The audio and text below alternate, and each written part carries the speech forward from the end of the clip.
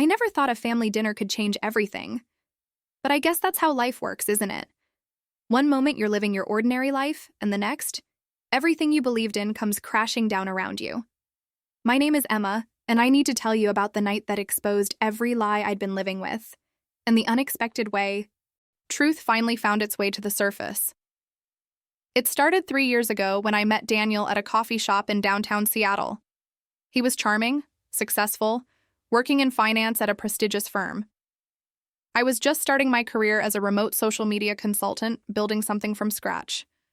He made me feel like I was enough, like my dreams mattered. Within a year, we were married. His family, well, they tolerated me. That's the kindest way I can put it. Daniel's mother, Patricia, never quite approved of me. I wasn't from their world of country clubs and charity galas. I grew up in a small town in Oregon, daughter of a school teacher and a mechanic.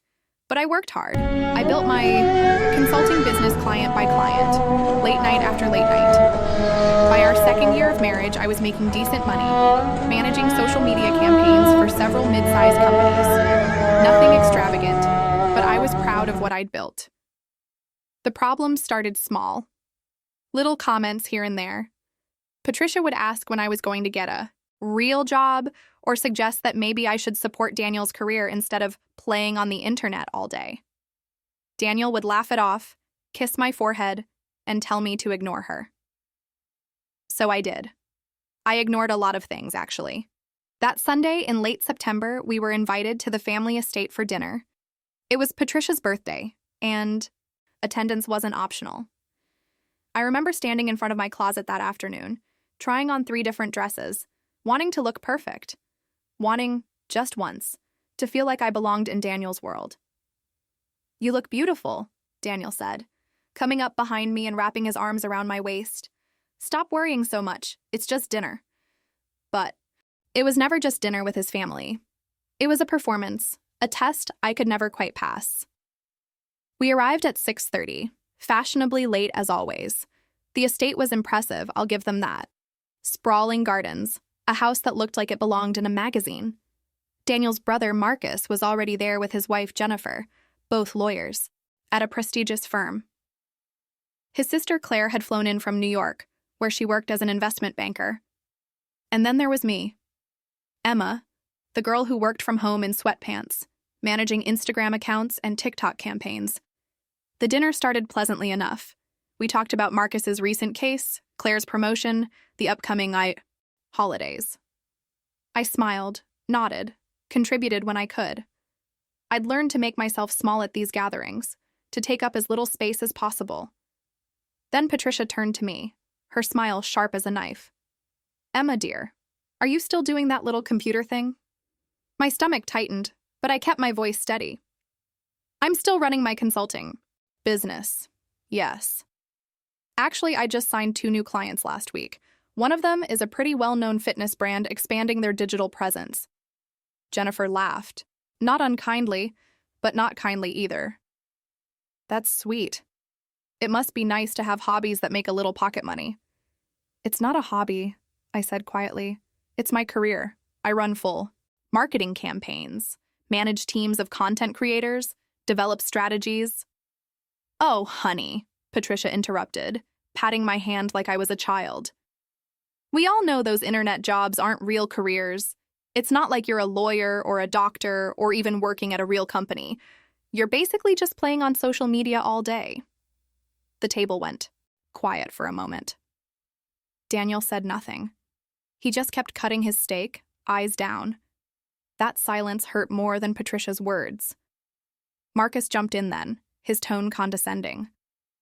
"No offense, Emma, but Mom has a point. Anyone can post pictures online. It's not exactly building a career. What happens when this social media fad ends? What's your backup plan?" I felt my face burning. Social media isn't a fad. It's a multi-billion-dollar industry. Companies are built on digital presence now. I have clients who've tripled their revenue because of the strategies I've developed. "Tripled their revenue," Claire repeated, smirking. "From what, $3 to $9? They all laughed, even Jennifer, who I'd always thought was somewhat decent, smiled into her wine glass. And Daniel? Daniel still said nothing. He wouldn't even look at me. I was about to excuse myself, to lock myself in the bathroom and cry like I always did after these dinners, when I heard the doorbell ring. Patricia looked annoyed. Who on earth would be dropping by at this hour? The housekeeper, Maria, appeared in the doorway, looking flustered. Mrs. Ashford, there's a gentleman here to see Emma. He says it's important. Everyone turned to look at me. I felt confused, almost panicked. I'm not expecting anyone. Well, he's quite insistent, Maria said. He says his name is Richard Chen. My heart stopped. Richard. Chen, CEO of Luminar Digital, one of the largest digital marketing agencies in the Pacific Northwest. I'd been working with Luminar for 6 months, hired as an external consultant to help them develop a new social media strategy for their biggest client. But I'd only communicated with Richard through video calls and email. He'd never shown up, anywhere in person, especially not at a family dinner. I need to see what this is about, I stammered, standing up. My hands were shaking. Oh, this should be good, Claire muttered. What? Did you order something online that needs a signature? I ignored her and walked toward the foyer, my heart pounding so hard I could hear it in my ears. And there he was. Richard Chen, in a perfectly tailored suit, holding a leather portfolio and smiling warmly when he saw me. Emma, I'm so sorry to interrupt your evening, he said, his voice carrying back into the dining room. I tried calling, but your phone went to voicemail. I was in the neighborhood and thought I'd drop by with the contracts. We didn't want to wait another day. Contracts? I barely whispered. For the partnership offer, he said, pulling papers from his portfolio. Emma, Luminar wants to bring you on as our Director of Strategy and Innovation. Full partnership track, 6-figure salary, equity options, the works. Your campaign for the Portland launch exceeded every metric we set. The board was unanimous. We want you to lead our entire West Coast operation. I couldn't breathe. I couldn't think. The words weren't making sense. Partnership, director, 6 figures. You want to offer me a position? I managed. Richard laughed, a kind, genuine sound. Emma, you're one of the most talented strategists I've worked with in 20 years. You turned a failing campaign into our most successful launch of the year. Companies are calling us specifically asking for you by name. We'd be fools not to lock you in before someone else does.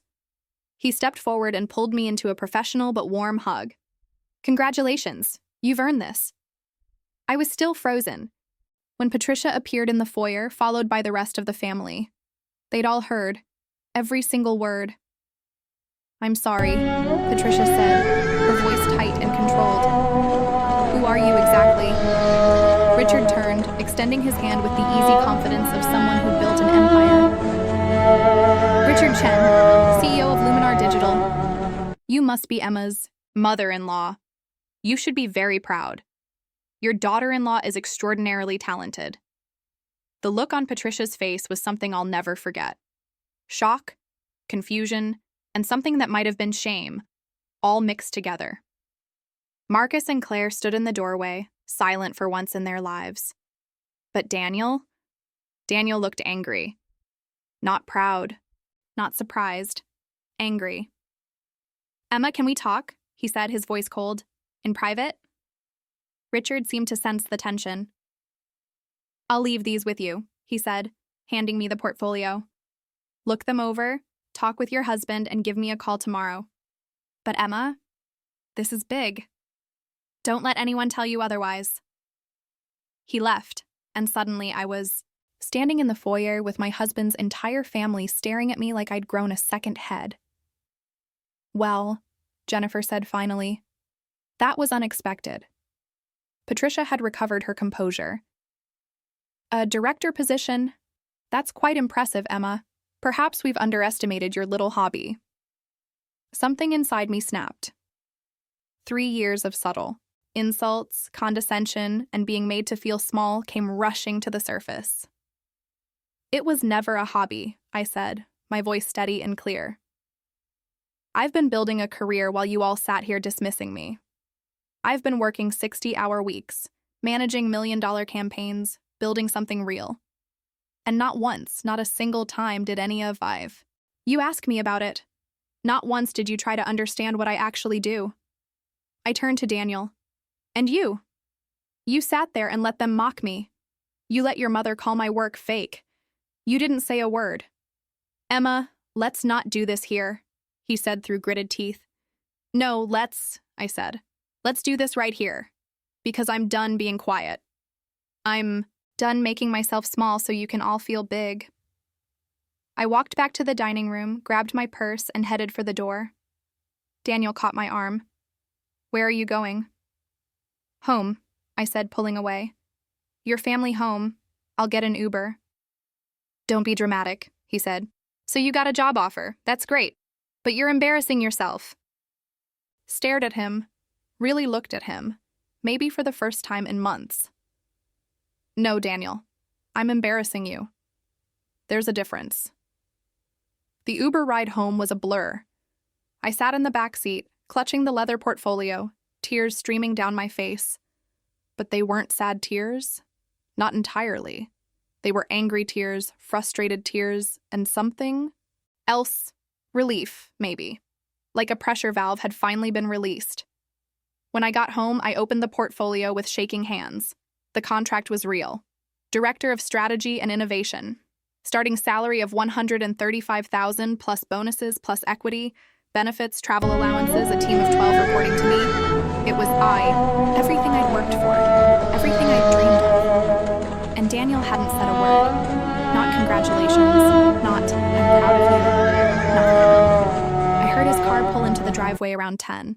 He walked in, his face still tight with anger. That was humiliating, he said, not even bothering with hello. You made a scene in front of my entire family. I made a scene?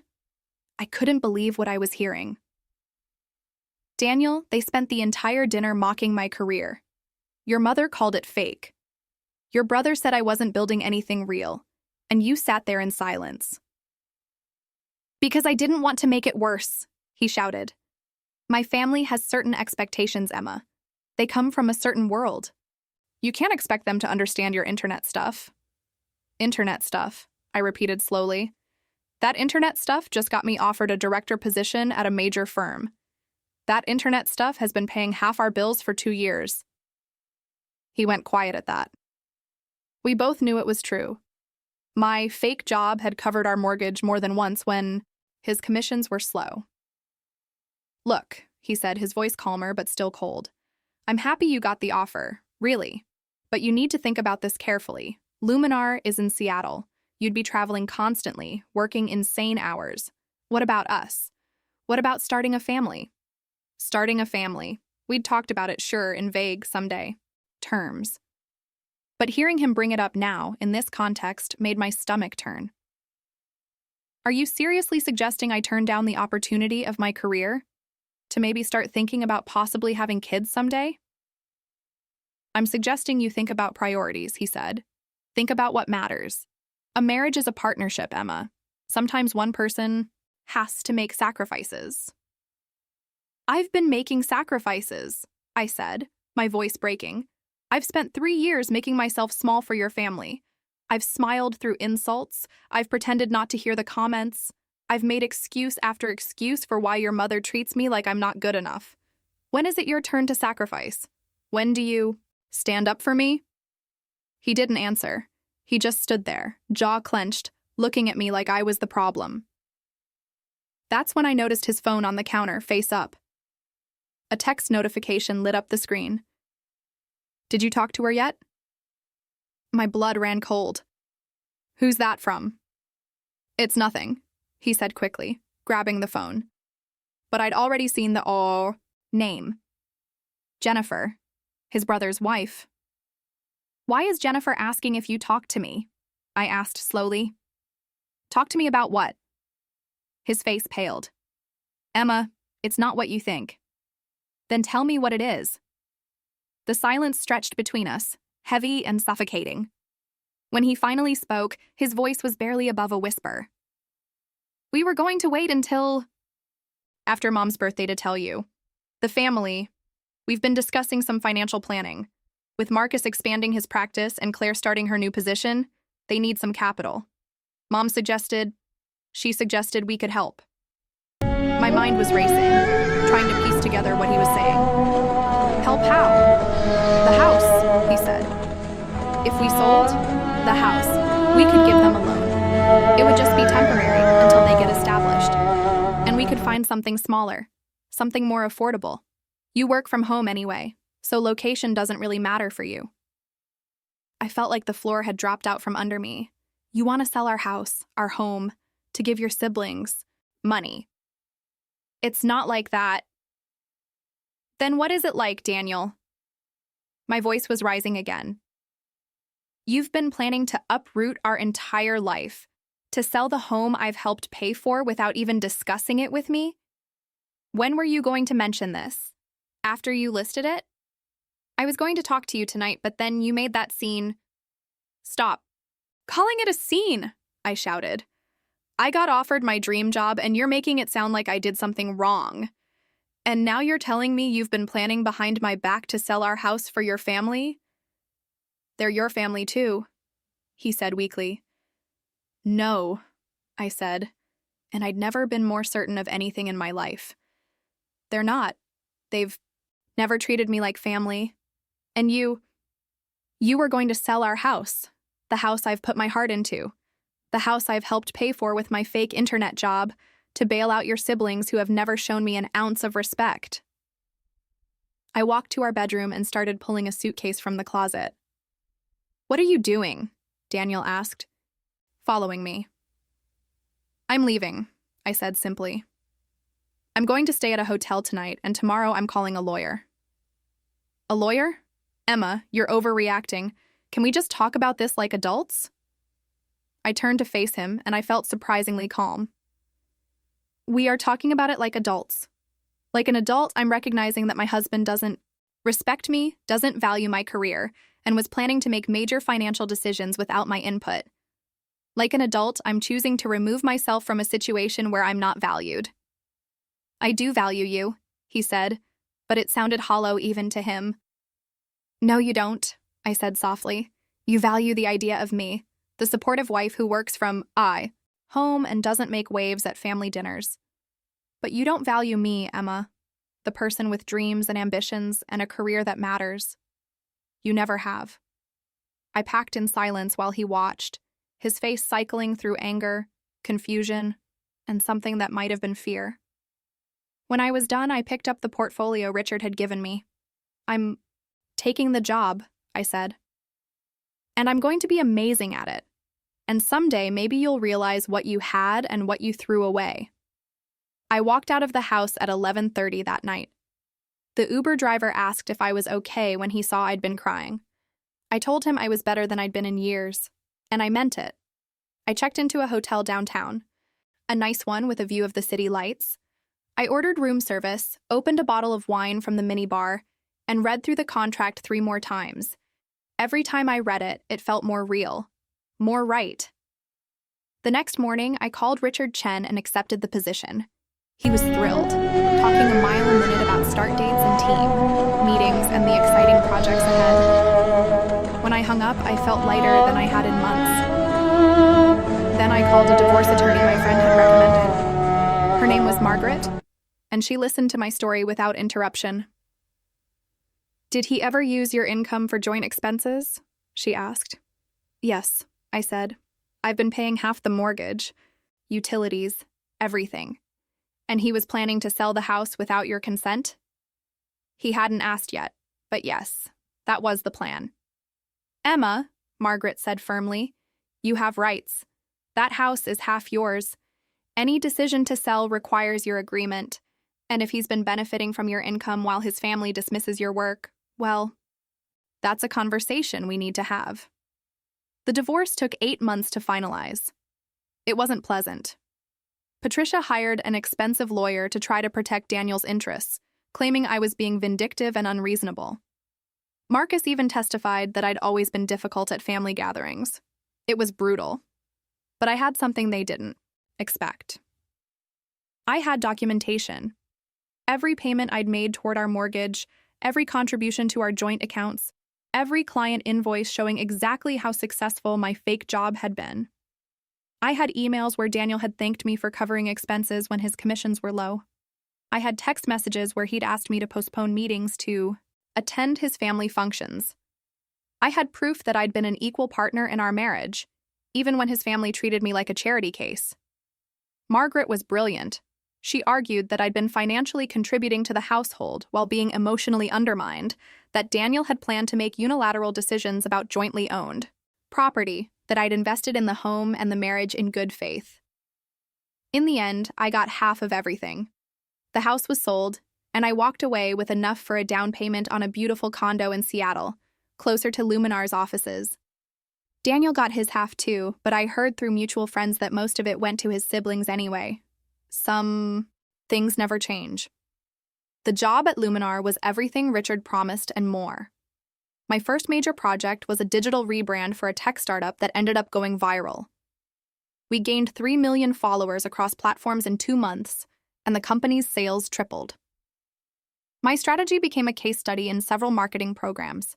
I was promoted to senior director after 18 months. My team grew from 12 to 35. I spoke at conferences. I was quoted in marketing journals. I was offered consulting opportunities I had to turn down because I didn't have time. I was successful. Undeniably, objectively successful at the job Patricia had called fake.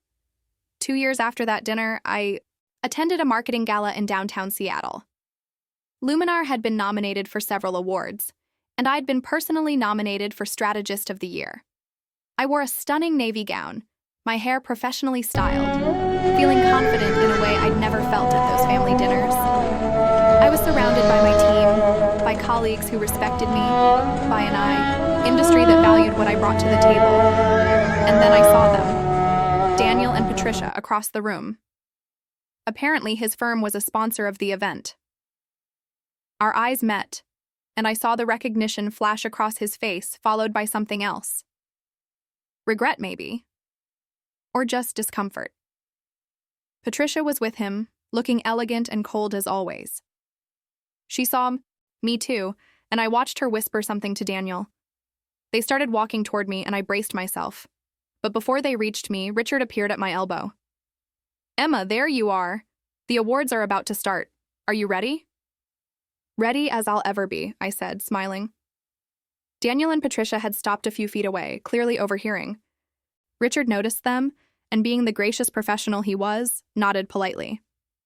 "Richard Chen," he said, extending his hand to Daniel.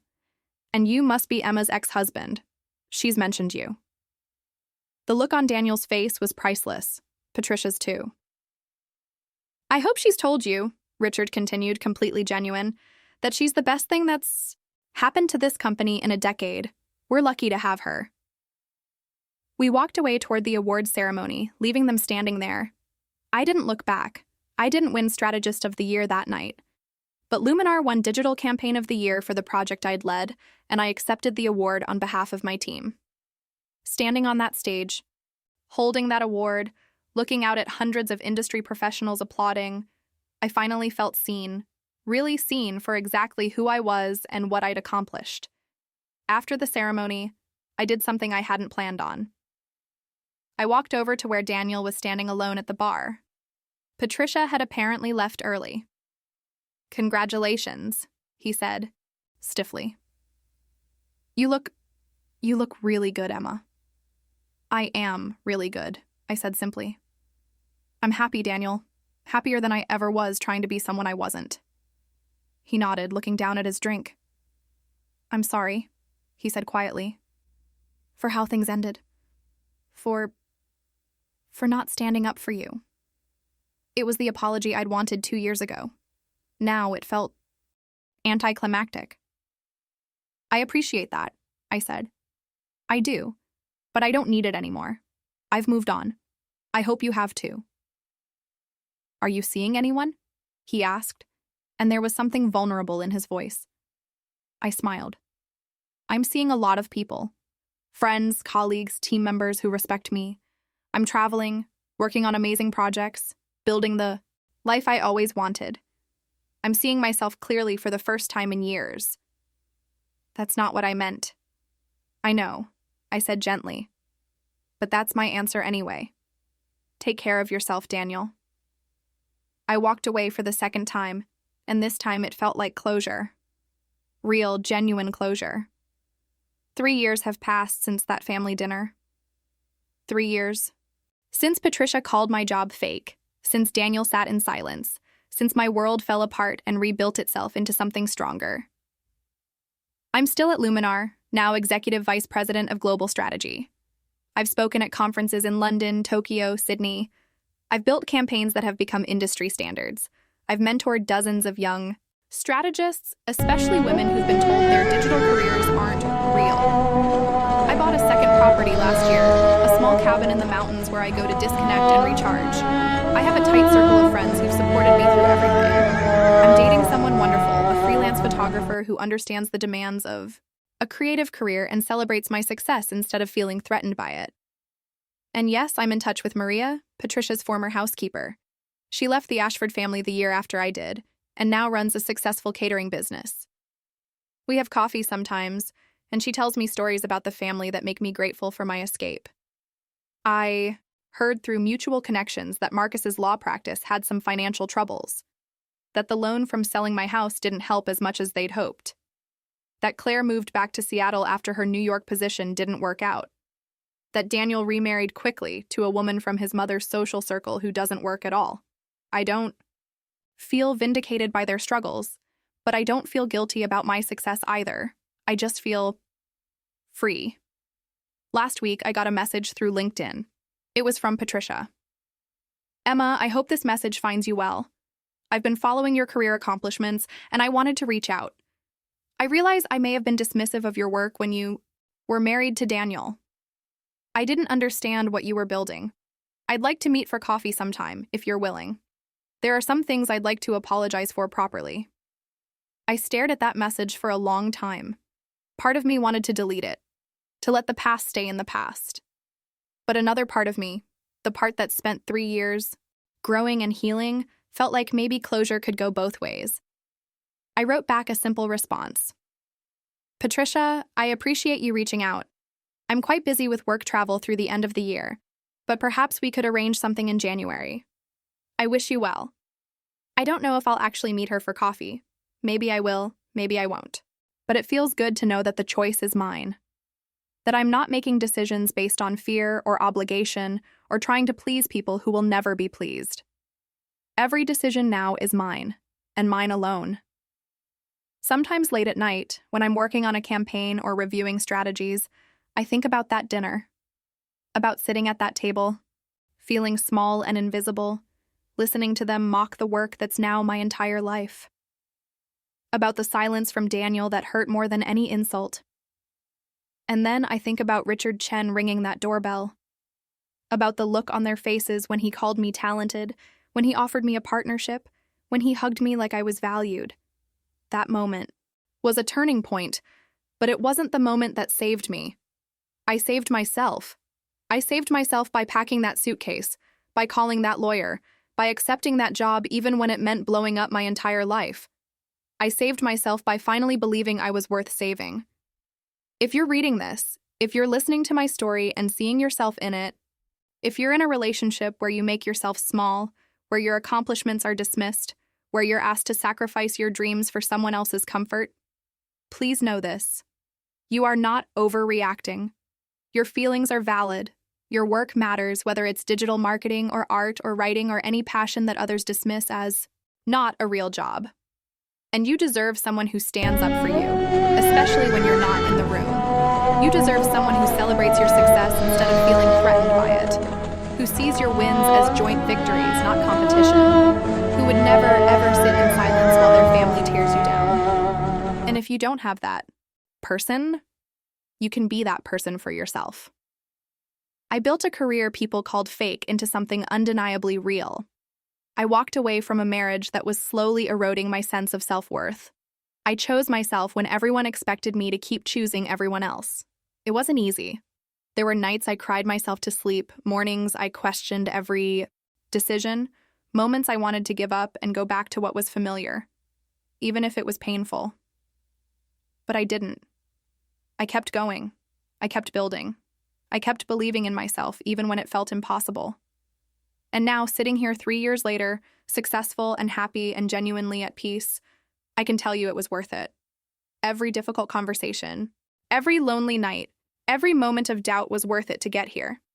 To get to a place where I know my worth, where I don't wait for someone else to validate my accomplishments, where I can sit at any table, including ones full of people who once mocked me, and know that I belong. Not because they finally accept me, but because I finally accept myself. That family dinner changed everything, but not in the way Patricia intended when she asked about my little computer thing. She thought she was putting me in my place.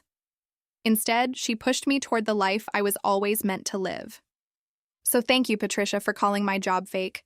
Thank you, Daniel, for your silence. Thank you to everyone who underestimated me, dismissed me, made me feel like I wasn't enough. You helped me realize that I was already more than enough. I just needed to stop asking for your permission to believe it. And now I do. Now I know. And nothing, absolutely nothing, will ever make me forget that again. This is my story. A story about a family dinner that exposed a lie and the truth that set me free. About fake jobs and real dreams, about silence and finding your voice, about losing everything and building something better from the ashes. I'm Emma, and I'm not asking for anyone's approval anymore. I'm simply living my truth, and it's better than anything I could have imagined while sitting at that dinner table, trying to be small enough for people who would never make room for me anyway. My story isn't over. The best chapters are still being written, and every single word is mine.